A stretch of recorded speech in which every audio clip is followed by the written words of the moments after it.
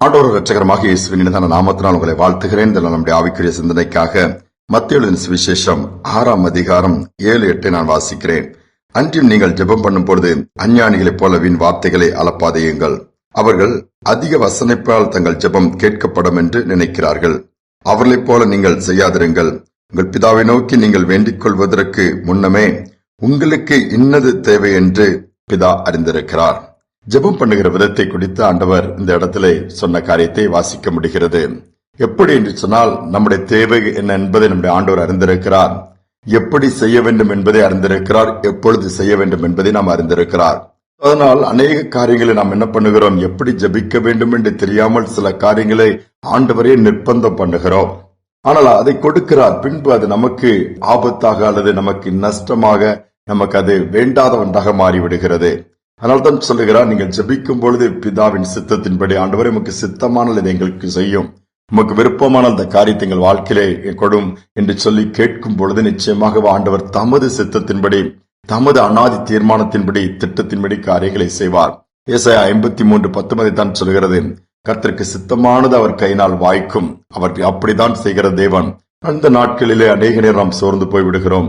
ஏன் ஜெபத்திற்கு பதில் கொடுக்கவில்லை, அல்லது பெற்றுக்கொண்டது நமக்கு நன்மையாகவில்லையே, எதிர்பார்த்தபடி காரியங்கள் நடக்கவில்லை என்று பின்பு புலம்புகிறோம். அவருடைய கரத்துல கொடுத்துட்டு அமர்ந்து காத்திருப்போமானால், ஆண்டவரை நீங்க செய்யுங்கன்னு சொல்லி அவருக்கு தெரியப்படுத்தி விசுவாசத்தோடு என் தேவன் நலமானதை நன்மையானதை செய்வார் என்று நம்பிக்கையோடு இருப்போம் என்று சொன்னால் நிச்சயமாகவே அவர் செய்வார். ஏனென்றால் நம்முடைய ஆண்டவர் நன்மையானதை தருகிற தேவன். நம்முடைய வாழ்க்கையில் அவர் தவறு செய்யவே மாட்டார். அவர் உண்மையுள்ள தேவன், நீதியுள்ளவர், வாக்கு மாறாதவர். அந்த நம்பிக்கையோடு தான் அவரை நோக்கி பார்க்கும்படியாய் எதிர்பார்க்கிறார். 2 விவசாயிகள் தங்கள் தோட்டத்திலே ஒலிவ மர கன்றுகளை வாங்கி நடும்படியாக கொண்டு சென்றார்களாம். 2 பேரும் விசுவாசிகள்.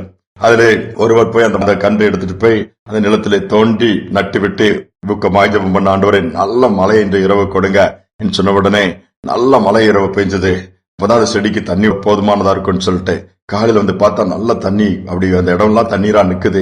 அடுத்தால சொன்னாரா, அடுத்து இந்த செடிக்கு வேண்டியது சூரிய வெளிச்சம், நல்லா சூரியன் இன்னைக்கு வெளிச்சம் வரட்டும், ஒதுக்கி நல்லா வெயில் அடிக்கட்டும் ஊக்கமா ஜெபம் பண்றாரு. நல்லா வெயில் காட்டுன்னு காட்டிடுச்சுதே.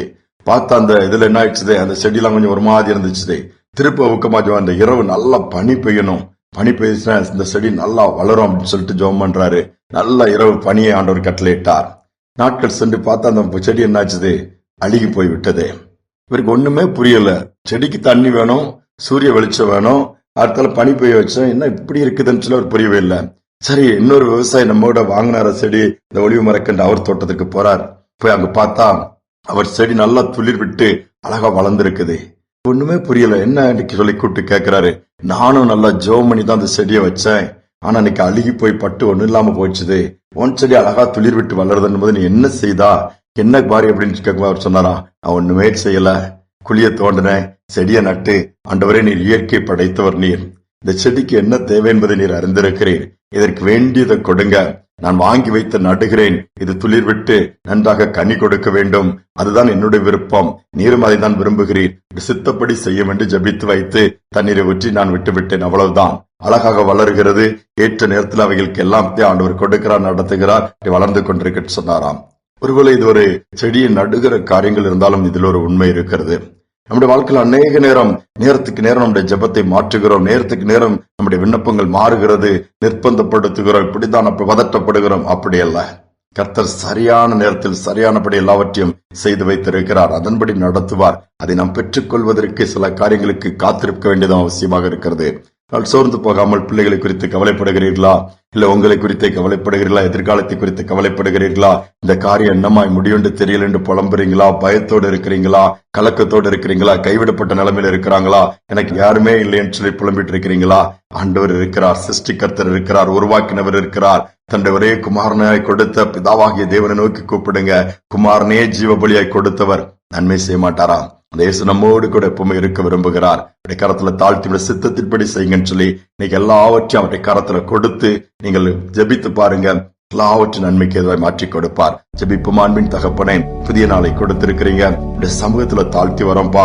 அநேக பலவீனங்களோடு போராட்டங்களோடு ஜெபித்தும் பதில் வரலையே, அல்லது ஜெபித்து பெற்றுக்கொண்டது கூட எனக்கு நன்மையாக இல்லையே, பல விதத்துல பல துக்கத்தோடு புலம்பிருக்கிற பிள்ளைகளை இந்த நாளில நினைவு கூர்ந்து கண்ணீரை துடைத்து கரம் பிடித்து நடத்துங்க. எல்லாவற்றையும் உம்முடைய சித்தத்தின்படி நீர் செய்வீராக.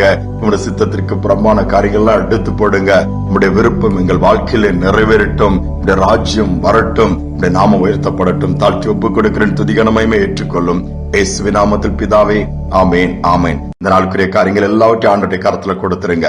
அவர் சகலத்தையும் செய்ய வல்லவர், நேர்த்தியாய் செய்ய வல்லவர், செய்து கொடுப்பார். இந்த நம்பிக்கையோடு இந்த நாளை தொடரலாம். மீண்டுமாய் நாளை தினம் சந்திப்போம்.